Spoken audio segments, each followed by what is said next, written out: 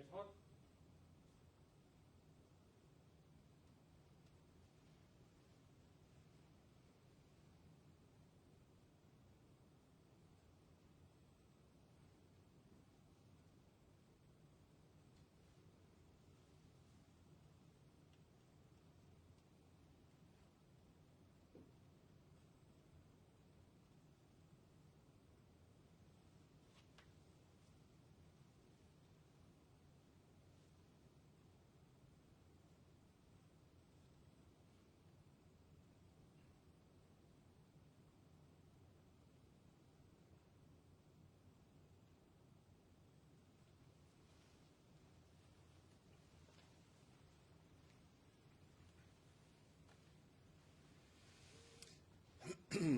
Well, hi, thank you for joining us again today for a daily update. Joined today by Scott McLaughlin, the Chief Executive of the Western New South Wales Local Health District, and a special guest today is Dr Jan Feazell. And Dr Jan is one of our specialists in the public health team. She's been seconded here to the Western New South Wales Local Health District for the past couple of weeks, and we'll talk about some of the public health challenges, but also some of the contact tracing that happens, and also a bit more about vaccination and testing rates. So it's great to have Dr Jan here with us today. Up until 8 o'clock last night, 53 new cases of COVID-19 across the Western New South Wales Local Health District. 31 of those are in Dubbo, 11 cases in the Bourke local government area, and Scott will talk a bit more about concerns there, and particularly around Ingonia. Bathurst local government area, 6 new cases. For Walgett LGA, 2 new cases, and 1 each for Narromine, Gilgandra and also Forbes. In the far west, Wilcannia has 7 new cases today, up until 8 o'clock last night. So the health district total is now 719, and Dubbo has 537 of those. Now, from that 53 new cases, we know that 15 have been infectious in the community, and concerningly 9 of those for at least 2 days in Dubbo. Scott will have some more details on linkages and also a bit more about some sewage detection as well. Testing remains pretty much what it has been, around about 4,000 tests in the past 24 hours, which we know really isn't enough, and we know that people who should be getting tested probably aren't. So the encouragement is there. Make this weekend, make tomorrow, Saturday, a swab Saturday. It's going to be not the best weather across the weekend. We're saying maybe jump in the car and head to your local testing facility. Make it a swab day Saturday and a swab day Sunday.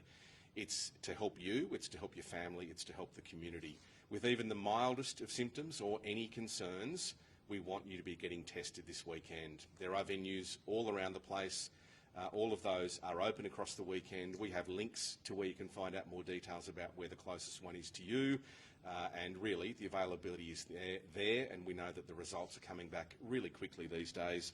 So a big encouragement to make this weekend a special weekend of testing. Now, Wellington testing, just confirming that that has moved as of today back to the community car park at the hospital. So anyone at Wellington wanting to get a test, that's a drive-through testing clinic again now. So be aware of that and turn out there.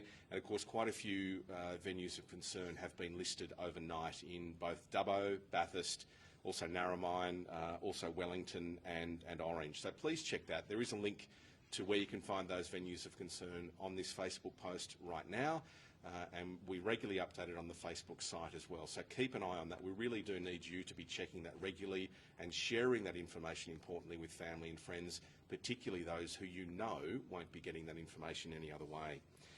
Vaccinations, I will ask Dr Jan to talk a bit more about this, in particular, given we've had more questions, just to clarify the shortened time frame around the first and second doses for the Oxford vaccination, the AstraZeneca vaccination, which is making such a huge difference around the world. So I'll ask Dr Jan to clarify that again.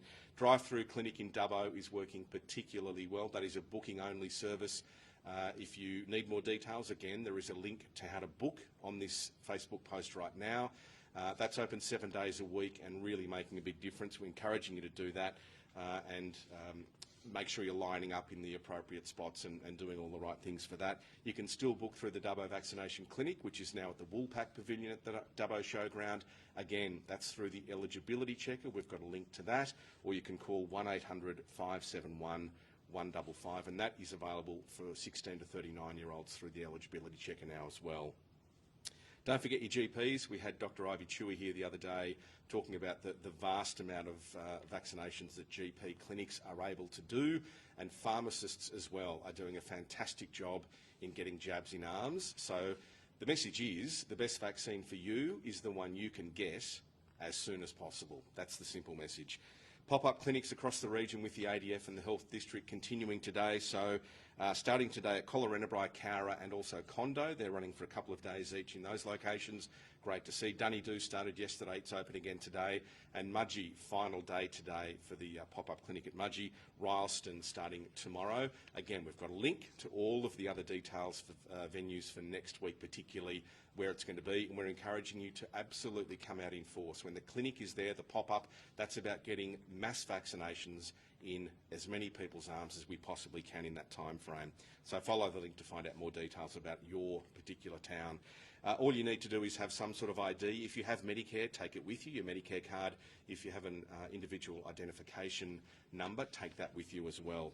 The vaccination clinic at Wellington is again today taking walk-ins and for next week as well. Important to note though, you can't head from Dubbo down to Wellington. This is for 2820 postcode only for walk-ins. If you are looking for a booking, you can do that, 6845 5423, but they won't be taking people walking in today unless you are from 2820. So it's Wellington and surrounds, and walk-ins today and also for next week. Don't forget that is Monday to Friday, so not open across the weekend. But the crew at WAX, the crew at Swift Street Medical and the Health District doing a fantastic job. Another 160 odd Pfizer in arms yesterday along with all the AZ. It's been a huge success, so well done to Wellington. It's been a great success story, 10 till 4, Monday to Fridays. Don't forget transport is available if you've been struggling or know somebody that's struggling. We've got a link to the Transport for New South Wales, link to community transport for anyone who needs help doing that. Tell your friends and family about that as well, and make sure if you're going to a walk-up, a pop-up clinic, you're cancelling other appointments so they are available for other people.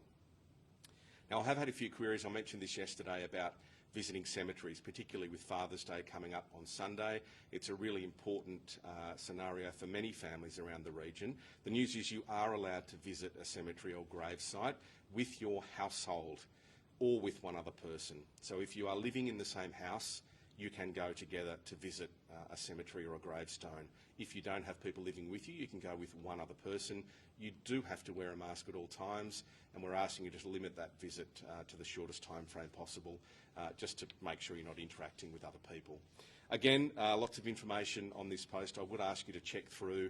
Lots of people that are interacting with our lives each day are providing a lot of information, which is fantastic. Thank you for doing that. Thank you for helping answer some of the questions. Dr. Jan will speak now just to talk about some of those public health scenarios that she's been working through and talking a bit more about some of our vaccination solutions as well. Thank you.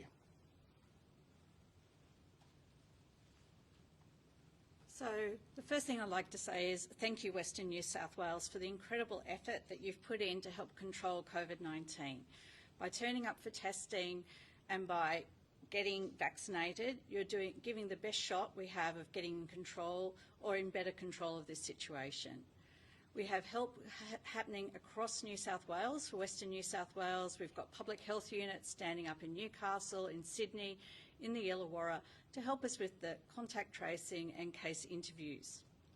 At the moment, our cases are often from households. So somebody's gone to work, somebody's gone to the supermarket, and unfortunately, when they've been out of the house, they've got COVID and they've brought it home with them. It just means that when we are needing to leave our homes, we do need to follow all the rules. Please make sure that you wear your mask whenever you're outside the house, unless you're doing strenuous exercise. Please make sure that if you go to the shops, that you shop purposefully. And please, even if you see your best friend that you haven't seen for weeks, and I know that's the situation for many of us now, please don't stop in the street and have a yarn. Please do catch up with them on the phone, catch up with them through social media, but please limit that person-to-person interaction, because that's how COVID is spreading. We've got 2 great vaccines available to us in New South Wales, and the key message is if you're over 18, the best vaccine is the one that you can roll up your sleeve for today or tomorrow. It's really important that we all keep getting vaccinated because that gives us significant protection against needing to be in hospital and significant protection against being in ICU or passing away. It's a terrible burden in some families where we see both parents struggling with COVID and their children also unwell. We'd love to see that limited, and we'd really love people to be able to get past this by being vaccinated and by being able to be back in the community again and having time with each other. Please, when you go to work, if you can't work from home, please do limit your interaction with others.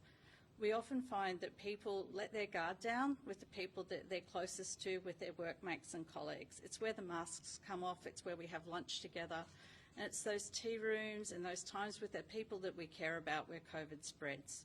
So please be mindful of your workmates and try and keep that physical distance, and try and make sure somebody's got a mask on at all times if you're having a conversation, even over lunch. It's also really, really important to get tested. We know a lot of people have been concerned about the amount of time it's been taking to get their test results back. We've been working really hard with New South Wales Health Pathology and the private pathology providers in the area to get those turnaround times down. And we've also got new technologies coming into the region to help get those results back faster at high volume. So please keep coming forward to get tested. Make tomorrow Swab Saturday. Make Sunday Swab Sunday. Get tested and get vaccinated. Thank you.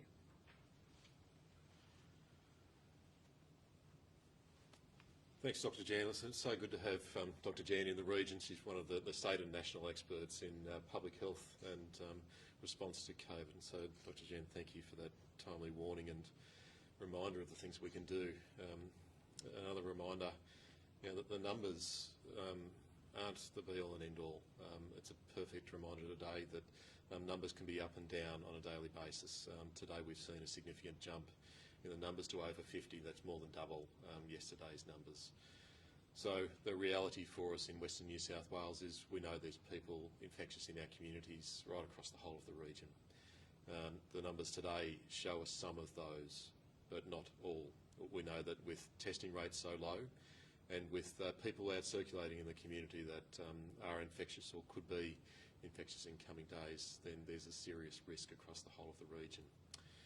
Vaccinations have been going gangbusters. We've now done over 16,000 vaccinations with the ADF in our vaccination hubs in the last couple of weeks. And so thank you to everyone that's come forward to get vaccinated with both AstraZeneca and Pfizer. They're both flying off the shelves quickly at those clinics. Bathurst and Orange kick off Monday next week with a joint team effort across some of the GPs, other providers in town, all coming together into those vaccination hubs. Now, that doesn't mean that that's the only opportunity next week to get vaccinated. Please, in those 2 cities, look out for other opportunities across their GPs, the pharmacies, the immunisation clinics with the respiratory clinics, and Aboriginal medical services. There's a lot of vaccine available, and so please don't hesitate. If you can't get into the larger hubs in those cities, then please look for other opportunities. The right time to get vaccinated is right now, and the right vaccination for you is the first vaccine you can get available. The ADF teams will continue right throughout the weekend and next week. They're in Colarannabri, Condo, Dunedoo, Cowra, Mudgee and Ralston today, so please, in those communities, don't hesitate coming out to getting a vaccine today. Again, if you can't get in today in those locations, don't hesitate to look for other opportunities. Please think about your local doctors, nurses and all of our healthcare teams in this. They're some of our most precious resource to make sure that we can care for your mum, your dad, aunties, uncles and cousins when they do get sick, either from COVID or from other illnesses right throughout this winter and the rest of this year. It's going to be crucial we protect all of our healthcare workers throughout this time. Today, sadly, we've got a aged care facility that's seen an outbreak in that facility.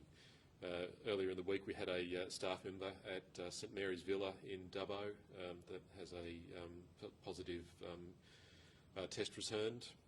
We've now seen overnight the testing across all of the residents and staff that have identified In total, 3 residents to date and 1 additional staff member that's been confirmed positive. Now, the 3 residents are well and being cared for in the aged care facility, and an amazing team that's helping to provide a safe environment in that facility and a caring environment for all of those residents. So they're all still relatively well and being cared for in that location. 22 of the staff are fully vaccinated and 15 are partially vaccinated. So all staff have had at least 1 vaccine. 23 residents are fully vaccinated and 12 are partially vaccinated. So all residents have had at least 1 vaccine. So there's some positives there. Nonetheless, we want to get that vaccination rate up much higher to protect all of the residents and staff in that facility, but all of our aged care facilities across the region. So it's a timely reminder of the critical points that when we know COVID is in our community, the protection and support around our elderly, frail people, it can never be more important. Can I ask everyone to think about that in your daily activities, the things that you go outside and do every day, the interactions you have with people. It only takes 1 person infecting a staff member in an aged care facility or someone connected to an aged care facility for this to end terribly for people in our community, our loved ones. And so this is the real timely warning that it's a very real issue for us. So up until 8 p.m. yesterday, we had 53 new cases identified across the region, quite a significant number more identified overnight, and so expect that these numbers will continue to remain high and potentially rise into coming days. And we've seen some extraordinary efforts to get communities and really vulnerable parts of our community tested in the last couple of days, and so that's certainly been the case for Burke and Engania and some other communities that are a priority that have resulted in some additional cases being identified. So that brings our total cases now to 719 across the local health district, no new deaths in the last 24 hours. The new cases to 8 p.m, as Dougal announced, 31 in Dubbo, 11 in the Burke local government area. A number of those are in the community of Engania, about an hour north of Burke. 6 in Bathurst. All of those cases in Bathurst are household contacts of previous or known cases. 2 cases in Walgett and 1 each in Gilgandra, Narromine and Forbes. Now, across all of those cases, we know that we've got links to 33 out of the 53 cases, either through household contacts or other known links through the contact tracing that Jan and the amazing contact tracing team have been doing. We've still got 20 cases that are still under investigation out of that group. Out of the total group, we had at least 19 of those infectious in the community. And so, again, a really timely warning for us. People may not know they have COVID. They may have symptoms or they may not, but you can be infectious in the community in those situations. Please ensure you don't need to leave your home unless you absolutely need to. Minimise your contact with other people, and please don't leave home if you have any symptoms. Go straight and get tested. Again, we've got an increase in the number of people aged over 70. We've now got 17 people aged over 70 who have infections with COVID in Western New South Wales.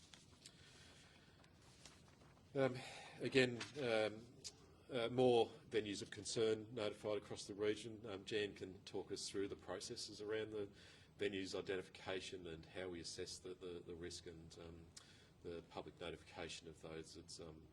It's becoming faster and faster for us. You may have seen this morning a significant list of new venues being announced right across the region, across Bathurst, Dubbo, Blaney, Orange, Narromine and Wellington. So can I urge people, please look at that information either on our Facebook pages, the New South Wales Health website or other venue notification locations in your community.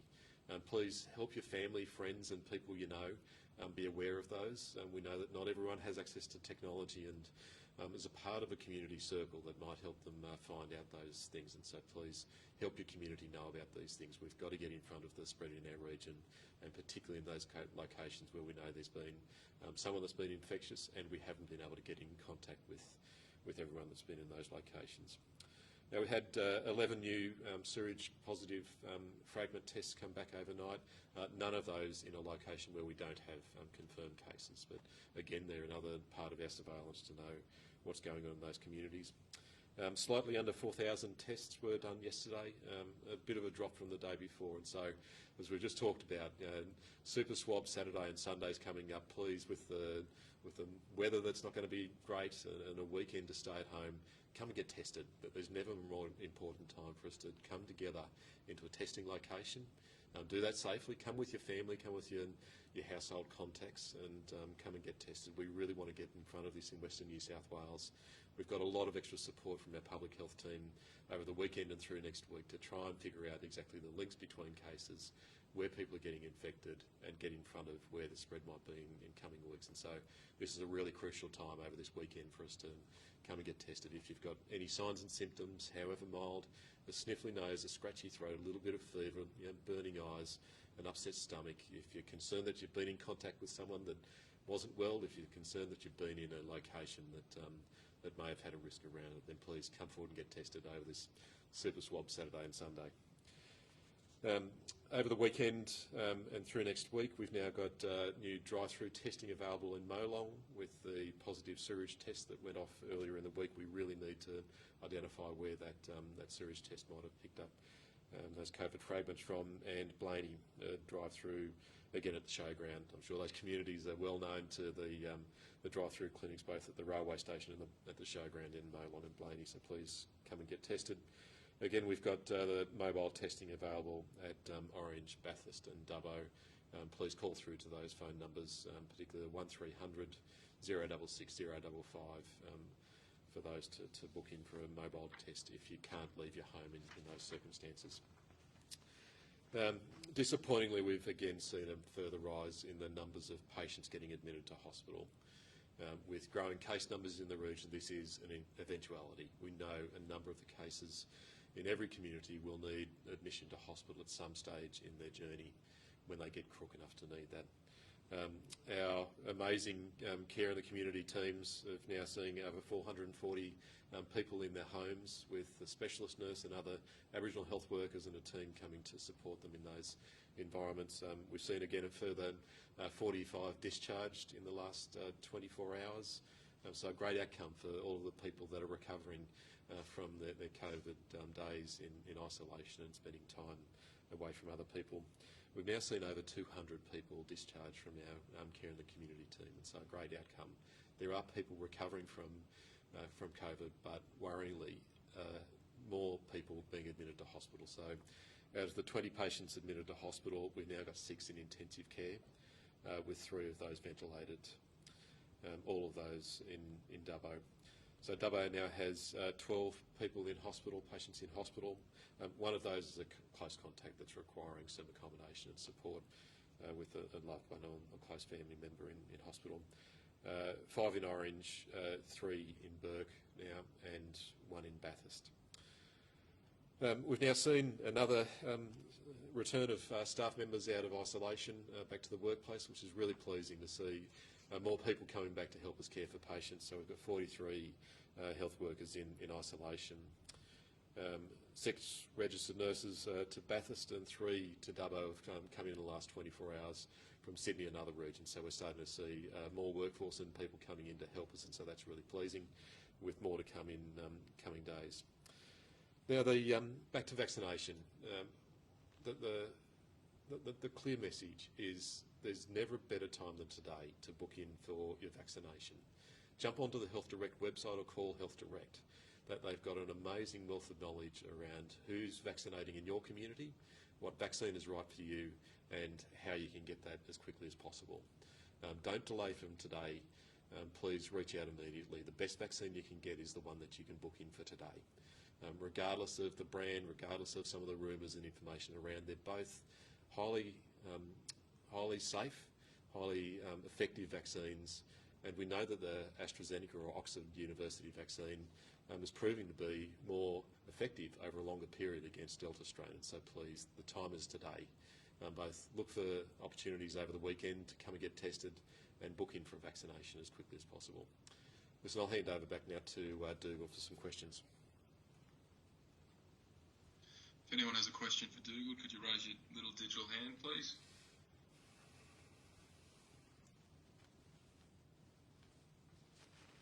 Happy days. I will just mention quickly, the other thing, as Scott mentioned, is obviously vaccination so important. Brand isn't really and shouldn't be a factor now. I mean, I think we should be well and truly past that. We don't ask every year what the flu vaccine brand we're getting is. We know that each and every year the Northern Hemisphere has a different strain of the vaccine to the Southern. It's worked on extremely quickly. So brand hesitancy should not be a problem in this day and age. I might ask Dr. Jan to talk a bit more about that, but also that the timeframes between first and second for both Pfizer and AstraZeneca, and obviously we do have Moderna at some point coming into the equation as well. So thank you. I'll hand over to Dr. Jan. Thanks, Dougal. If anyone has a question for Dr. Jan, could you please raise your little digital hand?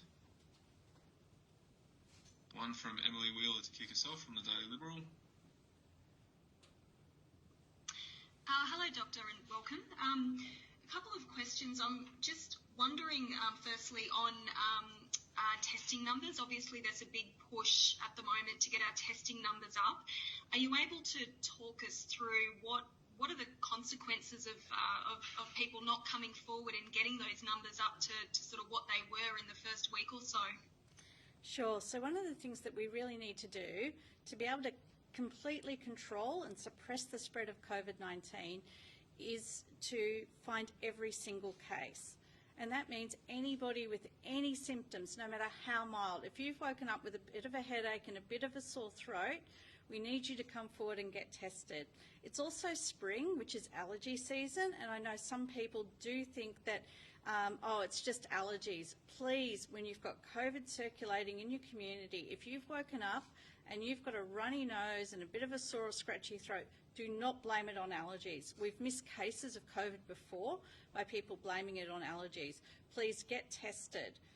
And really, that's what we need people to do. Finding every single case lets us do that contact tracing exercise, which is where we talk to the case, we ask them where they've been, we try and work out where they may have caught the COVID from, because we call that a transmission venue, and then we can call that out in the media to let other people who may have been in the same place at the same place know. And again, if we actually have a smaller list of contacts where we've actually been able to personally contact each person, and there's no broader public health risk, we don't list those on the website. So people may have heard that there was somebody there with COVID, but each time that type of situation arises, we carefully assess that person's interactions in that facility.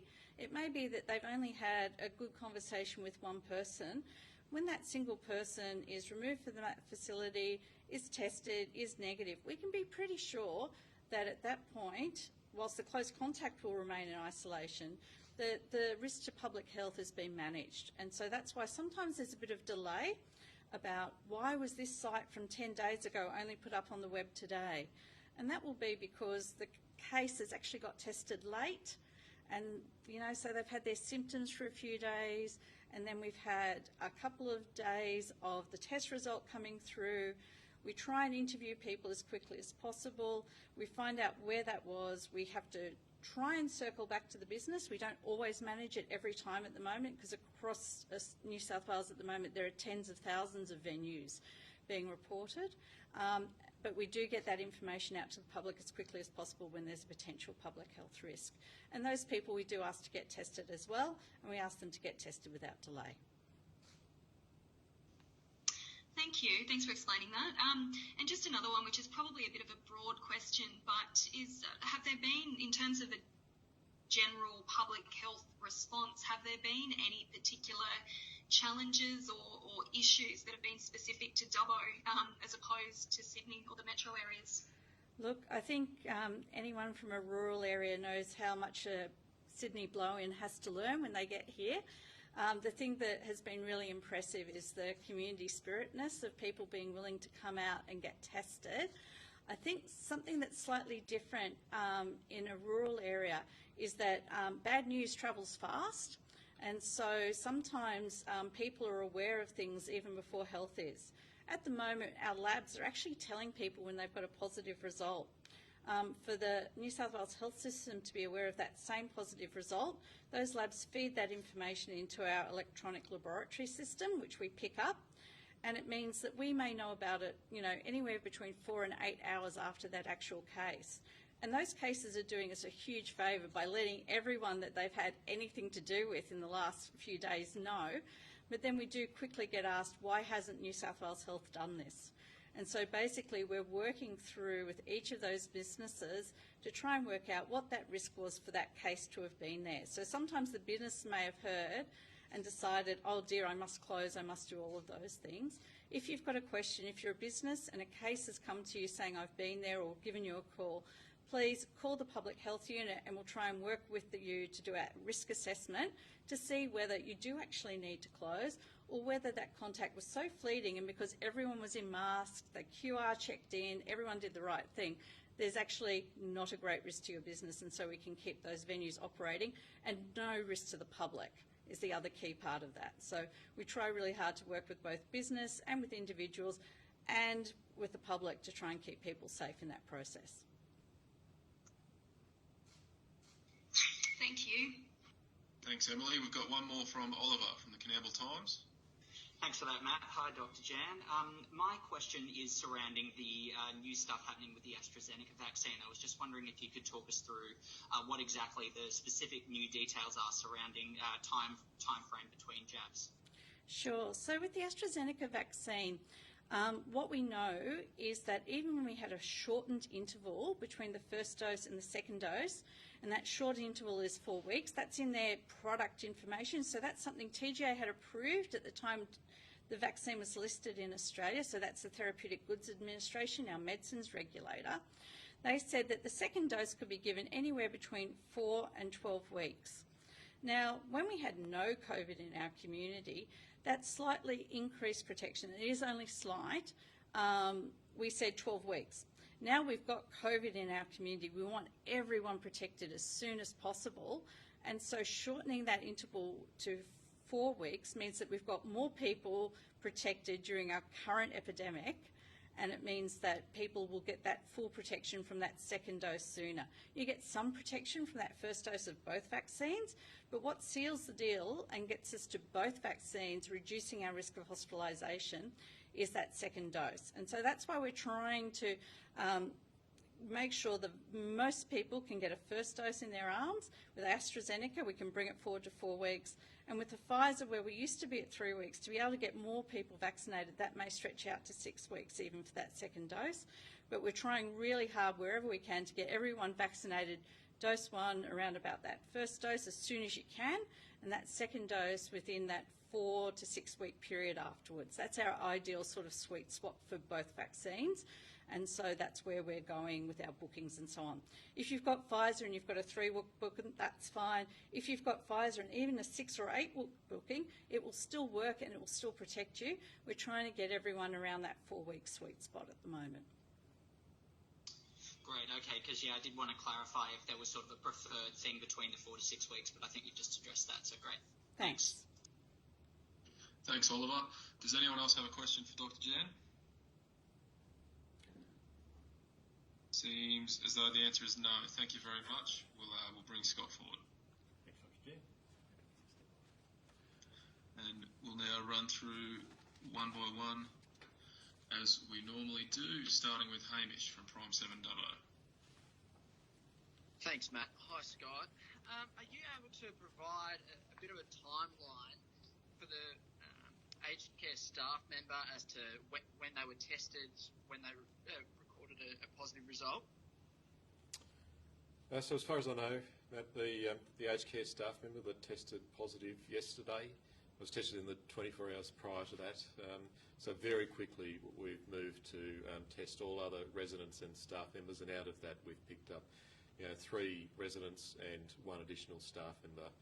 Those staff members obviously in isolation. Those residents are all reasonably well and being cared for in the aged care facility at the moment. Brilliant. Is there any more support going to be provided for that aged care centre or anything on standby? Yeah, certainly. We've got a lot of support being rallied at the moment in terms of infection control support, other support if we do need to provide additional care into the facility, either through a GP or other specialist clinical care staff. We know that the last thing we want is for elderly residents to have to leave their place of care. We know that it's crucial to maintain them in their comfortable environments, and so that's everything we're trying to do at the moment. Thanks, Scott. Thanks, Hamish. Emily from the Daily Liberal. Hi, Scott. I guess first of all, just still on the aged care, is there any information as to how the original staff member became infected? It's something that's still under investigation. Obviously, the contact tracing with people, it's a pretty scary time for people when they find out they've got COVID, and so we'll continue to undertake that investigation. As you know, quite a few of the cases today are still under investigation. That's the case every day. Our public health teams are working feverishly to get in front of that. Okay. Another question is just the Premier's press conference today. She said they expect a peak in the number of cases in the next fortnight, and that October will be the worst month or the most challenging month for the hospital and health system. Just wondering is there any modelling on a local level to say whether, you know, Dubbo and the Western District reflects that, or could you say when we might expect, you know, the peak in the number of cases and what that figure looks like? Sure. So we continually look at the models and try and apply those to Western New South Wales and our geography. Yeah, we've got a benefit of towns and communities being separated. The geography of our region, people living on farms enabling to separate from that, and so the modelling isn't a pure science for us. We know that we've seen a growth in numbers every day for the last 3 weeks. It hasn't been an exponential growth or a doubling every 3 days, which is what you see without the stay-at-home orders and all of the things that we've now got in place. I expect we will see further growth in numbers for the next couple of weeks in Western New South Wales, particularly with the known household contacts. We know that for all of the people that are in isolation at the moment, the vast majority will get this Delta strain. We know that in some of our communities where we've had people infectious in the community, that's the greatest risk for our communities. And so can I please put a spotlight here on particularly in Bathurst and Dubbo, where we know there's been infectious people in the communities in the last couple of days. Not all of those have been linked, and we know everything about those cases that we need to. And so please can I urge people in those communities over this weekend, the Super Swap Saturday and Sunday, please come and get tested as quickly as possible. Thank you. Thanks, Emily. Xanthi from ABC Western Plains. Hi, Mr. McLaughlin. Just wondering, can you please clarify how New South Wales Health and you guys are reporting who has recovered? Are you guys removing those from the daily total case numbers? Like, is this what we're getting? Is that the number of active cases? How are you going about that? Sure. So what we're reporting is the total cases that have been infected with the Delta strain in Western New South Wales. So that's currently 719 people. In all of those cases, we provide an in-home clinical care service. So people that have got COVID and even some of the other household people that need some level of clinical support with other health conditions that they might have. So what we're reporting is the daily discharges or people recovered from COVID out of that program. And so they're the people that have needed care and have come out of their 14-day isolation and their infectious period. Now, we don't have a clear track of the active cases. Quite often that's measured over month-long indices, and Dr. Jen might be able to talk about this better than I can, but those number of recovered cases or the people discharged on a daily basis is a really important measure for us. Thank you. And we heard in the state presser this morning, the Deputy Premier John Barilaro said that there were people being moved from Dubbo and hospitals in the Western Local Health District to other regional hospitals or to Sydney hospitals. Can you talk us through what you know and what's happening there? I'm not sure that was the comment, but on a daily basis, every day, every year, we have a network of hospitals right across the whole of the state. People that require high levels of care than we can provide locally, that certainly happens, say between Gilgandra to Dubbo to Orange and into Sydney on a daily basis. You know, we'll always make sure that patients get to the right place for their critical care in particular. And so, yes, that happens. It's happened in the last week from Dubbo. We've wanted to make sure that we've got people at the right place for care. Some of that's needed patients to go to Orange or into Sydney Tertiary Hospital. It'll continue to happen. We're certainly making sure that we've got the capacity to care for patients with COVID in Dubbo and across the whole of our network. As you know, we've got patients currently admitted to Burke Hospital and multi-purpose service, and so our hospitals will continue to work as a network and make sure patients get to the right place. Thanks, Mr. McLaughlin. Thanks, Anthony. Ollie from Wynn. Hi, Mr. McLaughlin. Hope you're doing well. I just had a quick question about vaccination. So I heard this morning in our local press conference here in Orange that obviously we've got the ADF and the vaccine clinic coming in on Monday, and apparently that was going to be the first clinic to offer vaccines to 12 to 16-year-olds, but I just wasn't sure if that was right. So I just wanted to check whether all of those clinics being set up by the ADF are offering vaccines to 12 to 16-year-olds, or what the deal is there. Sure. So we've got a number of other providers, the Aboriginal Medical Service and some practices and other providers like Marathon Health that are coming to vaccinate together. And I think it's a great result for both Orange and Bathurst to have a collaborative solution of everyone coming together to provide the vaccination hub. A lot of those providers are already providing vaccination to the 12 to 15-year-old age group. It's not something we're stepping into immediately with the ADF and our vaccination clinics right across the whole of the region. That'll happen in coming weeks. It definitely will happen. So yes, we will be able to offer the vaccination for 12 to 15-year-old groups through those other providers at the vaccination hubs in both Orange and Bathurst. Brilliant. And just one more thing. Is there any kind of update on how the region is tracking toward reaching that 80% second dose target? So I don't have updated figures today, but that figure just recently was we're around 50% of people have had their second dose in the region. Now that's rapidly increasing, probably faster than most other parts of Australia at the moment. We know that there's been a significant number of our Aboriginal community come and get their first dose of vaccination in the last couple of weeks, and that's incredibly pleasing to see for some of our, particularly our most vulnerable parts of our community.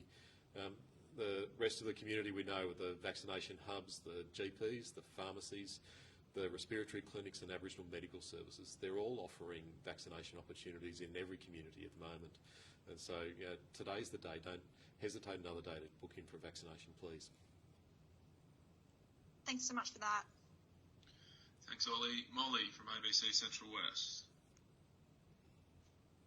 Hi. I was wondering, is this becoming almost a story of two pandemics? We're seeing numbers in sort of the Orange and Bathurst and sort of eastern part of the LHD continue to stay relatively low, and not a lot of unlit cases seem to be popping up as much as in the western part of the state. Does that concern the health district? There seems to be that almost regional divide.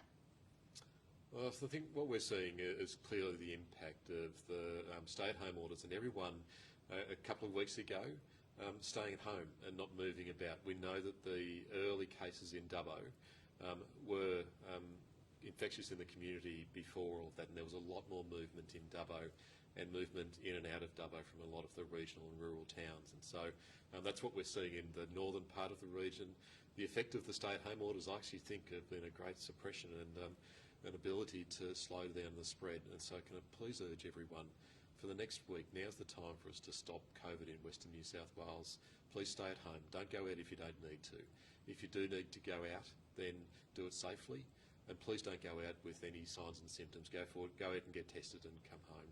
It's the most crucial thing that we can do. We're definitely seeing the impact of that in the southern part of the region in slowing the spread. Thank you. And just secondly, with testing rates so low and falling so far short of that aim of 10,000 tests a day, how concerned are you about the potential actual case rate that could be circulating? Well, I think we've seen today in the increase in numbers that there's people in our communities that are infectious in the community and don't know that they've got COVID. And so it's a really timely warning that it's time to come and get tested if you've got any signs and symptoms, however mild, any concerns that you might have this weekend, the super swab Saturday and Sunday. If you can't say that 5 times quickly, then you've got to come and get it swabbed. So please don't hesitate. This is time for us to protect all of our community. It's not just you. You might not be the person that ends up in ICU, but it might be your mother, your father, your auntie and uncle, or someone in your household. And so please think about it this weekend. Come and get a test. The low testing numbers are a really serious concern for us. We know that there's people out there in our community without knowing that they've got COVID that can be spread into other people. And so please come and get tested this weekend.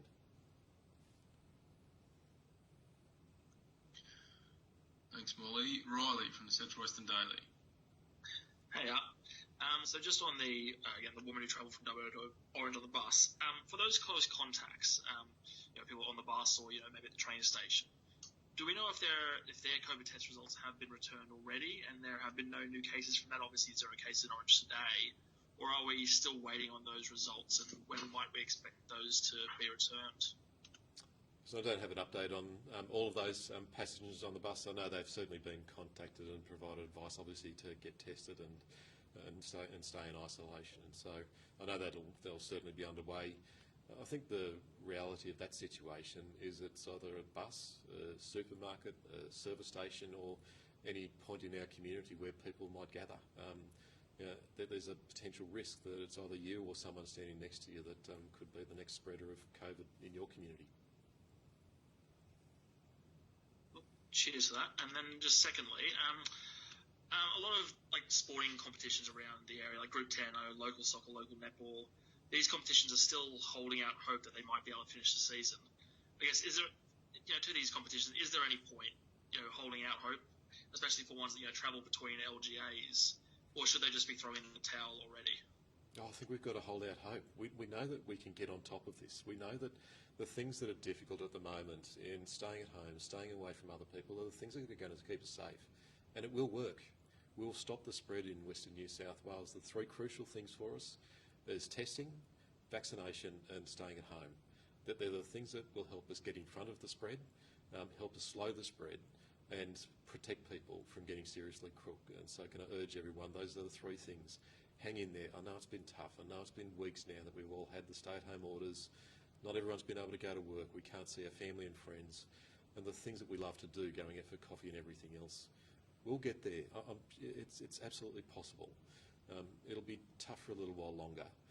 For the sporting codes and for everyone else, I think it may be a little while before we can get back on the fields and playing grounds and those sort of things, but that's the things that we've got to do to keep each other safe. No worries. Cheers. Sorry, can I just get, if you have the testing numbers for Molong, I know the public clinic was the other day. So I don't have those with me. We're certainly happy to circle back offline with you. All good. Thanks, Riley. I can get those for you. Renee from the Forbes Advocate. G'day. Just checking with that new Forbes case. What do you know, or what can you tell us? Have you got those connection points, or have they been active, or have they been in isolation? Listen, the Forbes case we know was definitely infectious in the community for 48 hours or more. And so, again, a really timely reminder for the community, don't be complacent. Anyone that you know that's got any sniffles, any little fever, headache, scratchy throat, upset belly, now's the time to come and get tested. And please urge the Forbes community and communities surrounding it, come and get tested over the weekend. Thank you. Thanks, Renee. Oliver from the Campbell Times. Do you have anything for Scott? Yeah, just a couple of things quickly, Scott. Firstly, just with the pretty significant spike compared to the last couple of days, as you said, it's more than double, though of course test results are taking a day or 2 to get back, so it's not really surprising that it's not there's a link there. But I was wondering, do you think the slight increase in testing over the last couple of days, the jump up, has actually contributed to this big spike in new cases? Well, I think there's a number of things that have contributed to it. Firstly, the number of people that have been infectious in our communities, walking around in our towns and supermarkets, service stations and other places. We know that those people have spread to others, and that's the real risk for us in the communities. Yes, increasing testing numbers from a couple of days ago may have some role, but to be honest, I just want to make sure we can find every person that's got COVID in our community. And so whether it's 5, 10 or 15,000, the most crucial thing is if you've got any signs and symptoms, however mild, any concerns where you've been, then please come forward and get tested. I'd love to see the numbers higher. This weekend is a perfect opportunity with a bit of crappy weather coming in, the super swab Saturday and Sunday.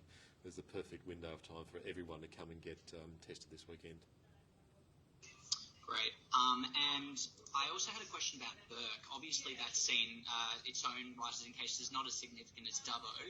But I was wondering for your thoughts, do you think that it could get to that sort of dangerous scale of just getting double digits every day of new cases? So the Burke and Gania communities are just beautiful and really engaged and supportive communities. We know that there's a lot of work going on to help support people in the community, in their homes. A lot of work particularly for the people that have been confirmed cases with COVID and their households to make sure that there's a lot of food and other supplies available for the household, the clinical care and support that's necessary. The last thing we want to see is further growth in cases in Burke, in Gania and some of the surrounding communities. We've done a lot of testing up in those regions in the last couple of days between the Aboriginal Medical Services, the general practice and our vaccination teams, our testing teams.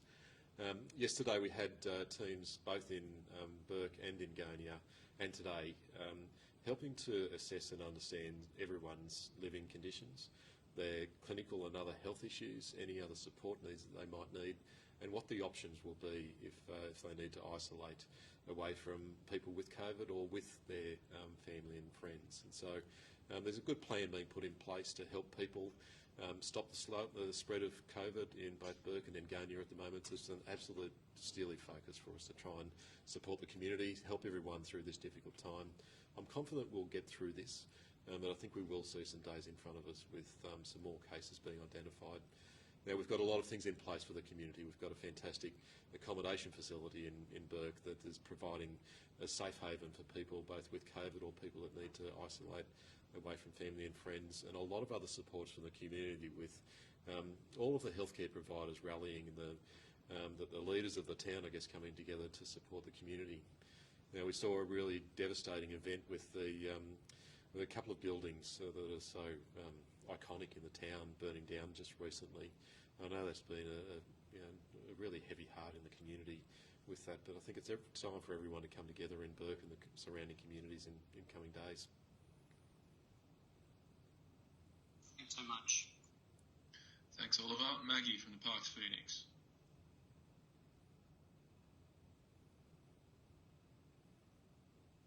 You there, Maggie? Maybe not. We'll circle back to Maggie. Bradley from the Western Advocate. Sorry. Hey, Scott. Thanks for your time. I just wanted to ask you about the cases in Bathurst, the 6 new cases. I think I can't remember exactly what you said about. Were they? I just wanted to get a bit more information about them, whether they're linked or whether they're connected to the jail cluster. Or I just want to get a bit more info if you got some.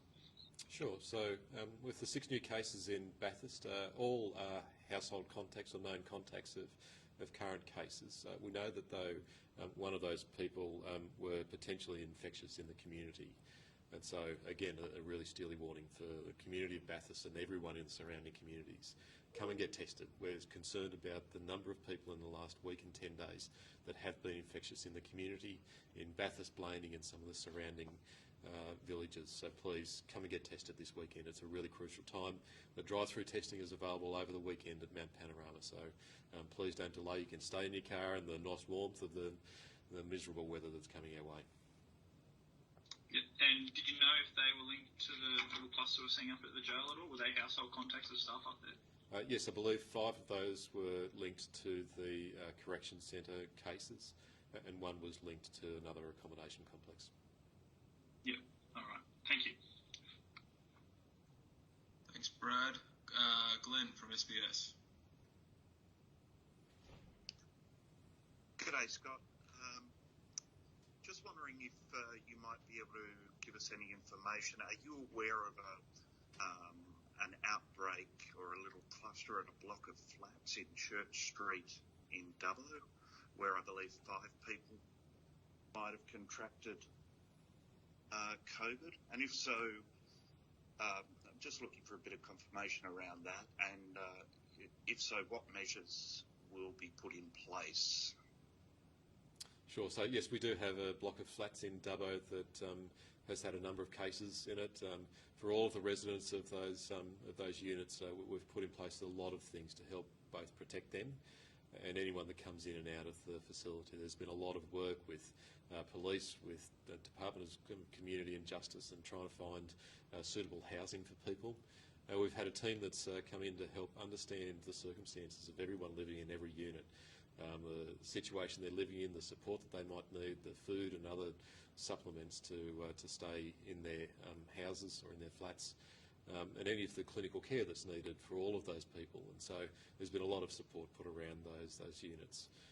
We are concerned about a number of other unit blocks in Dubbo, and I guess generally both workplaces and living environments where people have the opportunity to meet, crossover, or going in and out of each other's houses or units. Those are the things where we're seeing the spread in Dubbo. So could I ask everyone in Dubbo, now's the time to stay home, stay in your own unit. Don't go and visit other people in neighbouring units or houses. Those are the things where we really are seeing some concerning spread in the community.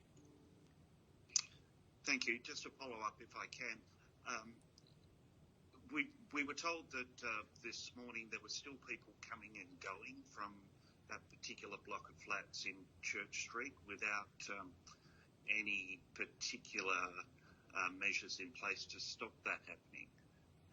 Are you aware of that, and should we be concerned by that? Well, so we know that a couple of these accommodation complexes have had people living in them short term. We've tried to absolutely find alternative accommodation for people where they haven't had good accommodation, and that's coming online in coming days. We know that there's a lot of support needed for some of these people in these apartment blocks. I don't know the circumstances of everyone that might be coming and going, but the absolute minimum is we want to protect everyone in those units and support everyone, so there shouldn't be any traffic in and out as much as possible. Thank you. Thanks, Glenn. Just give Maggie one more chance if she's there.